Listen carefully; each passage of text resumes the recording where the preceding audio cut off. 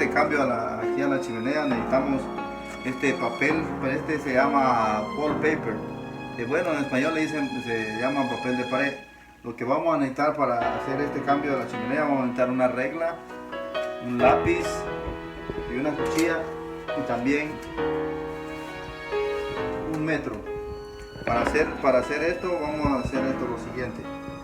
Ponemos esto acá, este papel viene como de 17 por como 10, 9 pies.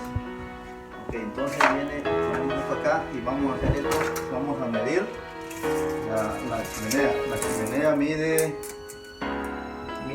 32, 3 coras, entonces nosotros le vamos a dar un poquito más largo, le vamos a dar 34 para poder cortarlo abajo para que quede el corte más perfecto, más straight. Entonces, y aquí también le vamos a dar aquí, no vamos a cortar también esto de acá, le vamos a dar todo lo ancho y después ya cuando esté puesto lo vamos a cortar todo para que vaya quedando bien.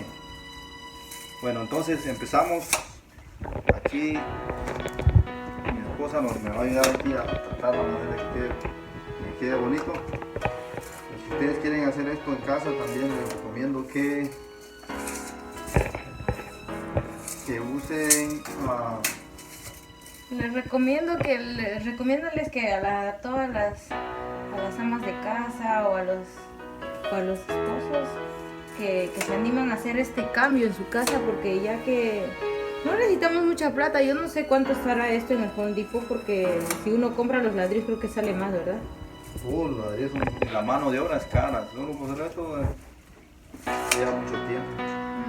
Y si ustedes casi no utilizan la chimenea, pero le quieren dar ahí un toque ahí para que se vea mejor, porque dé una apariencia más bonita a la sala, pues pueden utilizar simplemente ese papel para que así ustedes pueden cambiar el look.